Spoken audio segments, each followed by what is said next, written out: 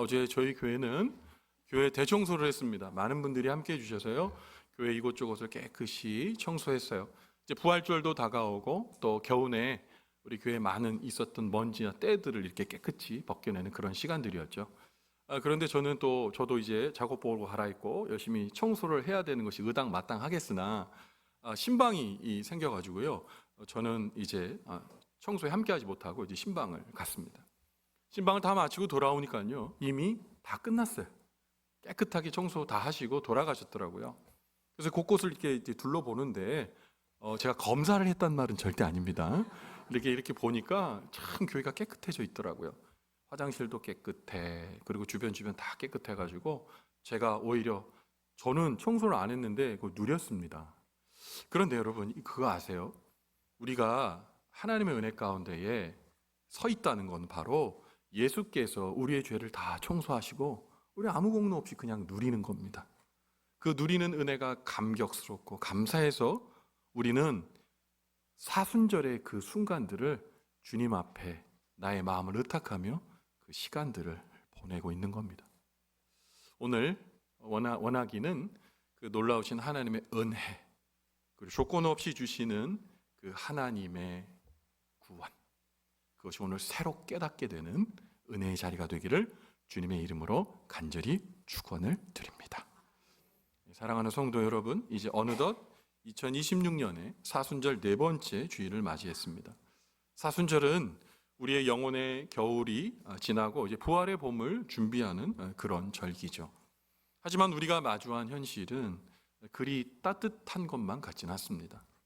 여러분 이제 고도화된 인공지능과 과학기술의 발전이 우리에게 밝고 희망찬 그 유토피아, 새로운 세계를 약속하는 듯 하지만 역설적으로 그 과학기술은 처참한 전쟁의 수단이 되었습니다. 여러분 드론 참 귀한 겁니다. 이 드론을 통해 가지고 자연재해나 또는 이 굉장한 그런 재해 한가운데에 이 구조하기 원하는 그런 사람들을 드론을 통해서 사람이 못 가는 지역까지 들어가 사람을 구조할 수 있는 너무 좋은 그런 문명의 이기죠.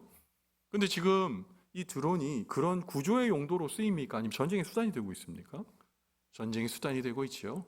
수많은 자폭 테러 드론들이 사람의 생명을 그냥 앗아갑니다. 예전에 폭탄처럼 그냥 막 떨어져서 그냥 어떤 곳에 투하해가지고 그 불특정 다수가 목숨을 잃는 게 아니라 정밀 타격, 원하는 사람, 원하는 건물을 이 AI가 탑재된 드론이 끝까지 쫓아가 죽이거나 파괴합니다. 여러분 그것이 삶의 자리에 편리와 평화를 제공하는 것이 아니라 처참한 전쟁의 여러분 흉기가 되고 있다는 거죠. 과학기술로 인한 또 다른 거, 여러분 SNS 있잖아요. SNS 진보를 통해서 이제 어르신들도 카카오톡 사용하는 거 어려우신 분은 없을 것 같습니다. 그것뿐만입니까? 수많은 SNS 플랫폼들이 있어요. 그런데 그 플랫폼을 통해 우리가 어느 때보다도 많은 사람과 관계 맺고 있는 듯 보이지만 정말 그럴까요? 실제는 밀도가 없는 관계, 그 관계가 점점점 양산될 뿐입니다. 심지어 SNS를 통해 서로 사랑을 더 돈독히 하고 또 깊은 우정을 나누는 부분도 있겠지만 그것이 뭡니까? 사기의 수단이 되어가지고 수많은 사람들을 돈을 착취하고 빼앗는 또한 사람의 관계를 부시는 망치가 되어버렸습니다. 깊은 고립과 진실의 부재 속에 살 수밖에 없는 또 하나의 루트가 되었던 거죠. 근데 여러분 우리는 더 무서운 세대를 살고 있습니다. 최근에는 딥페이크 기술이 정교해지면서 여러분 예전에는 보이스피싱이라고 그랬잖아요. 목소리로 사람을 속이고 자기들이 짜고 치는 그런 역할 분담을 통해 수많은 사람들의 돈을 빼앗았지만 이제 얼마 지나지 않아 내 자녀, 내 부모, 내 배우자가 얼굴, 영상으로 나타나 도움 달라고 할 때가 있을 겁니다.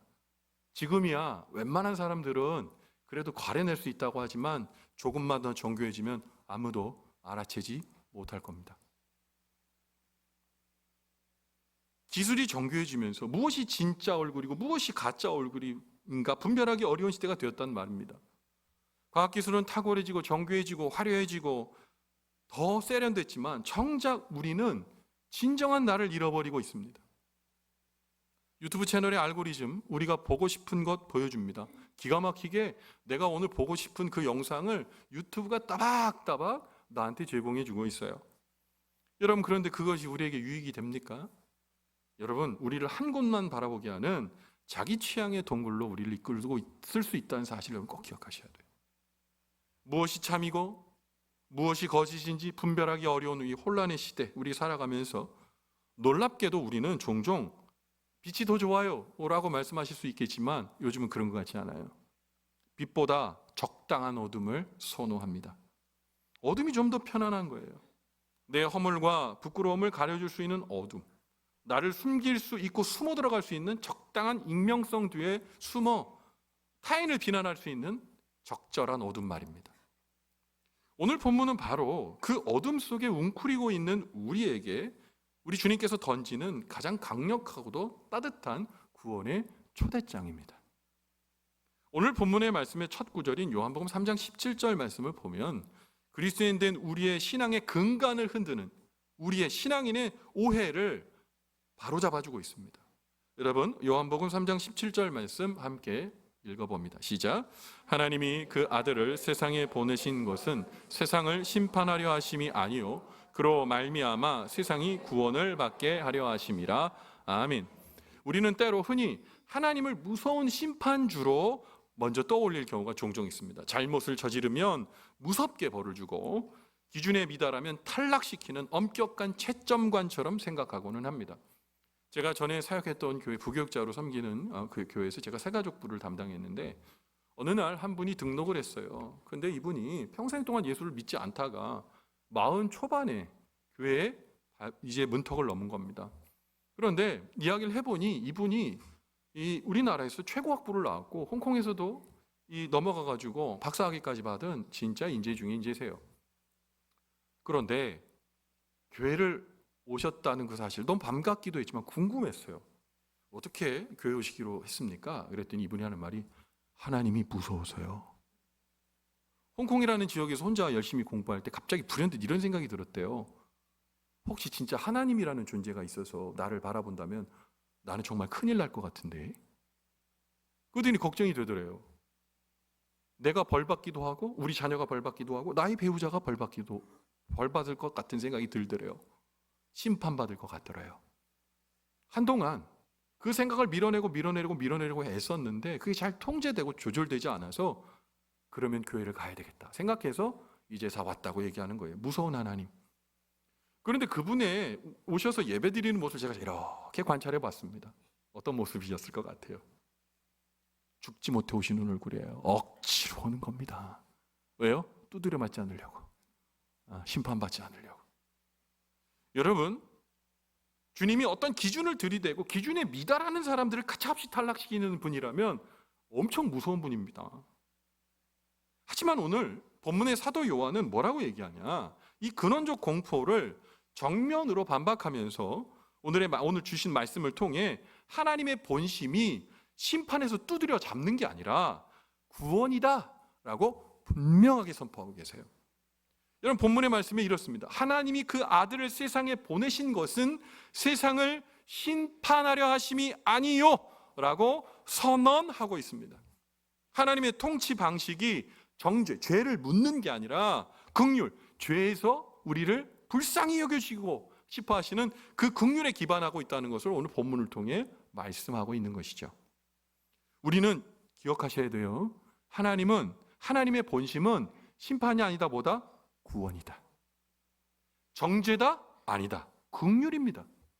하나님은 우리를 벌 주려고 호시탐탐 기회를 엿보시는 분이 아닙니다. 어떻게든 우리를 살려내시려고 구원하시려고 독생하신 그의 아들 예수 그리스도까지 내어주신 사랑의 그 자체, 본체이십니다. 세계적인 조각가 미켈란젤로가 조각가입니다. 거칠고 투박한 대리석 덩어리를 볼 때 깨트리고 부숴버리고 그러지 않았어요. 오히려 그는 그 돌 안에 갇혀있는 천사를 종종 보곤 했답니다. 그래서 망치와 정으로 조각하는 거죠. 돌을 깎아내서 그 안에 생명을 끄집어내는 거예요. 천사를 끄집어내는 거예요. 하나님도 마찬가지요. 하나님은 우리를 위한 최고의 조각가십니다. 죄와 허물의 그 대리석에 갇힌 우리를 깨트려 박살내려는 것이 목적이 아니라 예수 그리스도라는, 그리고 그의 죽음이라는 정을 통해 우리를 짓누르던 사망의 돌덩어리를 다 깨트리시고 우리 안에 숨겨져 있는 영생의 형상, 하나님의 형상을 다 하고 끌어내신 겁니다. 하나님께서는 우리를 짓누르고 있는 죄의 껍데기와 사망의 돌덩어리를, 그리고 세상의 부패한 가치관을 깎아서 우리 안에 잠들어 있는 하나님의 형상, 그 형상을 다시 찬란하게 드러내시기 원하시는 분입니다. 그래서 예수 그리스도의 십자가라는 날카롭고도 아픈 정, 그 정을 통해 우리를 영원한 죽음에서 끄집어내시고 영생의 아름다움을 누릴 수 있는 하나님 자녀가 되는 권세를 우리에게 주신 것입니다. 우리를 향한 구원을 허락하신 하나님의 사랑이, 그런데 우리를 향해 계속 달려오고 있음에도 불구하고 오늘날 우리가 살아가고 있는 삶의 자리 한번 이렇게 돌이켜 보십시오. 여러분, 이 SNS판은요 진짜 가혹한 형벌의 심판장입니다. SNS에서 다른 사람의 잘못과 그리고 비리를 딱 건지게 되면, 요새 계속 이 뉴스 매체에서도 계속 이야기되는 부분인데, 어떡하냐, 그 사람의 그 잘못을 박제라고 해서 딱 어디에 고정시켜 버립니다. 사람들이 계속 볼 수 있도록. 여러분, 그 박제된 사람은 어떻게 될까요? 여러분, 그 가혹한 그 박제를 통해 한 번의 실패, 그 실패가 재기불능의 심판으로 이어지기도 하고, 타인을 정죄함으로 인해서 내가 그 사람을 협박해서 돈을 끌어내기도 하고, 반대 또한 나의 의로움을 증명하려는 쌀벌한 풍경을 자아내게 하고 있는 것이죠. 여러분, 그런 세상에 우리 살고 있어요. 그런데 성경은 전혀 다른 논리를 제시하고 있습니다. 성경은 세상의 논리와 정반대가 되는 회복의 논리를 우리에게 건네주고 계세요.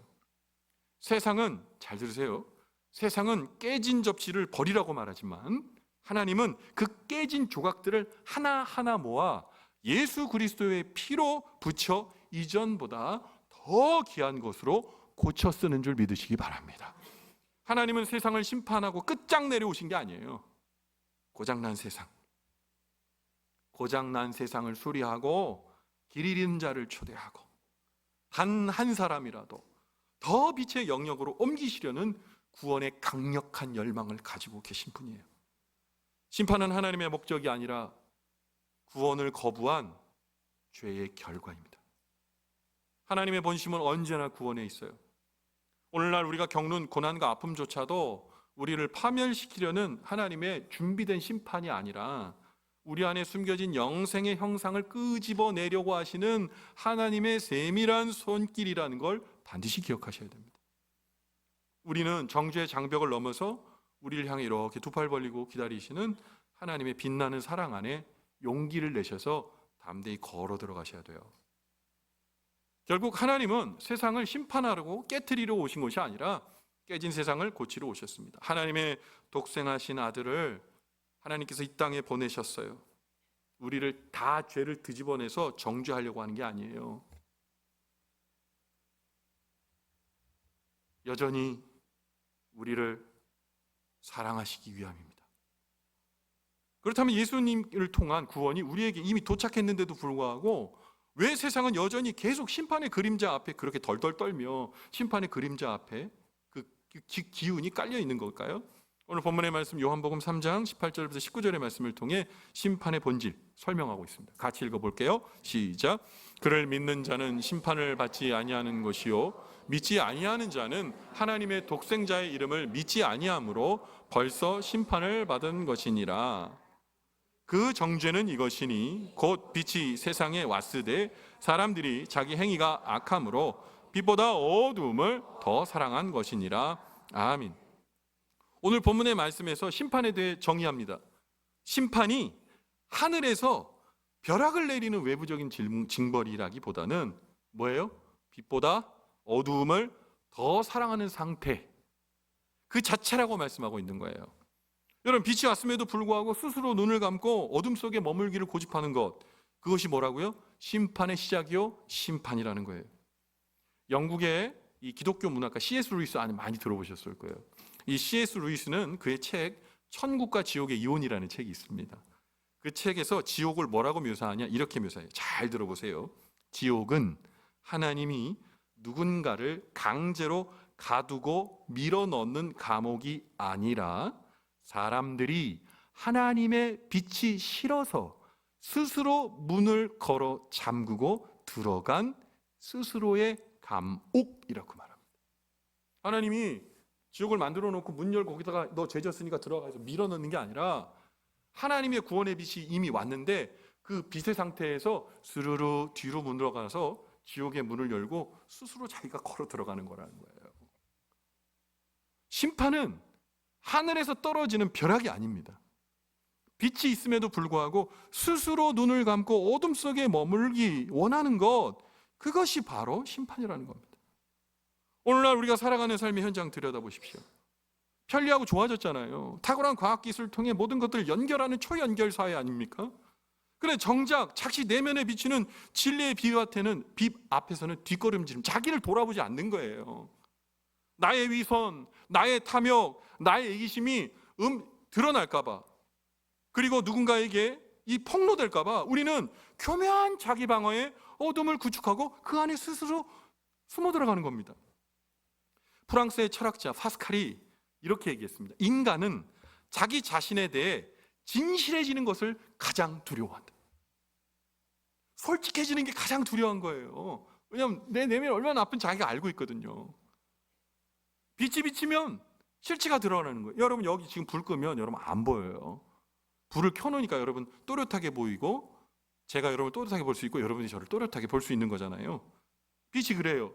내가 세운 견고한 자아의 성벽이 얼마나 허술한지 여러분 구원의 빛이, 예수의 빛이 드러내면 폭로가 돼요. 그 폭로를 두려워하는 우리는 때때로 구원이면서도 그 빛을 거부합니다. 심판은 하나님이 우리를 버리신 결과가 아니라 우리가 빛을 거부하고 회개하지 않고 어둠 속으로 찾아 들어간 결과라는 사실을 오늘 성경은 분명하게 얘기하고 있는 거예요. 그래서 오늘 본문의 말씀은 어둠을 좋아하는 습성을 가지고 있는 우리가 어떻게 살아가야 되냐, 그러면 방향이 뭐냐, 오늘 요한복음 3장 20절부터 21절의 말씀을 통해 제시하고 있어요. 같이 읽어봅니다. 시작. 악을 행하는 자마다 빛을 미워하여 빛으로 오지 아니하나니 이는 그 행위가 드러날까 함이요 진리를 따르는 자는 빛으로 오나니 이는 그 행위가 하나님 안에서 행한 것임을 나타내려 함이라 하시니라. 아멘. 여러분, 그리스도인은, 오늘 우리 교회에 나와 있는 우리는 죄를 전혀 짓지 않는 사람입니까? 여러분, 올 한 해 여러분 죄 짓지 않고 살아시셨죠?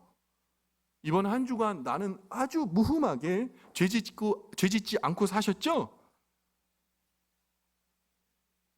그 질문을 저한테 해보시면 저도 할 말 없습니다. 온전한 그리스도인은 자신이 죄를 짓지 않는 사람이 아니라 자신의 죄를 빛 가운데 드러낼 용기를 가진 사람입니다. 내가 죄인임을 하나님 앞에 고백하는 거예요. 내가 죄인임을 하나님 앞에 말씀드리는 거죠. 근데 이게 뭐라고요? 용기라고요. 용기를 가지셔야 돼요. 용기로 하나님 앞에 외치셔야 되는 거예요. 오늘 본문의 말씀인 요한복음 3장 21절에서 말합니다. 진리를 따르는 자, 진리를 따르는 자. 이 자가 뭡니까? 이 사람이 어떤 사람입니까? 자신의 완벽함을 자랑하는 사람이 아니라 자신의 부족함을 가지고 빛이신 그리스도 앞으로 나아가고 나를 드러내는 거예요. 오늘날 우리는요, 이미지 메이킹에 엄청 능숙합니다. 우리를 포장하는데 아주 전문가들이에요. 여러분 사진 찍으시면 그거 보정해요, 안 해요? 솔직하게 해요, 안 해요? 안 해요, 해요? 다시 물어볼게요. 해요? 무조건 하죠. 보정하잖아요. 멋들어진 사진, 그걸 다른 이미지로 만들고 AI로 더 예쁘게 만들기도 하잖아요. 편집이 일상이 됐어요, 우리에게. 우리는 남들에게 보여주고 싶은 모습만 보여주길 원해요. 하지만 복음은 우리에게 노출이 아닌, 잘 들으세요, 노출이 아닌 드러냄을 요구합니다. 노출은 뭡니까? 보여주고 싶은 거 보여주는 거. 드러내는 뭡니까? 내 모습 그대로 보여주는 거. 여러분, 병원에 간 환자가 있어요. 근데 그 환자가 의사 앞에서 자신의 환부를 탁 가리는 거예요. 어디 아프세요? 지금 위가 아파 죽겠는데 위가 아프세요? 아니요, 안 아픈데요. 눈이 하나도 안 보이는데 이거 보이세요? 네, 잘 보이는데요. 팔 올라가요, 안 올라가요? 아픈데 올라가요. 환부를 드러내지 않고 우긴다면 어떻게 되겠습니까? 치료 불가능해요. 치료할 수 있는데 치료를 스스로 막는 거예요. 하나님 앞에서 나의 민낯을 보이는 것은 내 아픔을 주님께 드러내고 주님께서 나를 치유해 주시기 원하는 거예요. 잘 들으세요. 죄를 드러내는 것, 회개는 이미 구원받은 하나님의 사람의 모습입니다. 오늘 본문의 말씀에서 언급되는 그 행위가 하나님 안에서 행한 것임을 나타내려 함이라, 이런 구절이 있거든. 이 말씀 뭡니까? 우리가 행하는 모든 일이 나의 의지가 아니라 하나님의 은혜 안에 이루어지는 거예요. 그것을 믿는 사람이 주님 앞에 의탁하는 삶의 방식이에요. 내가 빛으로 나갈 때 비로소 우리의 삶, 나의 삶은 나의 기록이 아닌 하나님의 역사가 되는 거죠. 자, 오늘 우리가 맞이하고 있는 봄은 여전히 불확실한 전쟁 계속 이루어지고 있어요. 요새 여러분 기름 넣기 만만치 않으시죠? 정부가 최고 상한가를 했지만 여러분 계속해서 전쟁이 계속된다면 이거 어떻게 해요? 복잡한 국제 정세, 그리고 우리 인간관계, 아까 SNS 말했지만 인간관계가 점점 파편화되고 있어요. 양은 많은데 밀도가 너무 별로예요. 여러분, 그런데 이런 세상 가운데 우리 주님은 오늘 우리에게 말씀하시는 거예요. 그만, 이제 빛으로 나와라. 빛으로 나와라. 예수로 나와라. 내 죄를 고백하는 건 쉬운 일이 아닙니다. 내가 하나님 앞에 구제불능이라는 얘기하기 어려워요. 근데 여러분, 그게 우리의 실체고 그것을 주님 앞에 드러내야 돼요. 빛으로 나아가는 과정은 처음에 눈이 부시고 고통스러울 수 있습니다. 감추고 싶었던 상처와 추한 모습이 드러나기 때문입니다.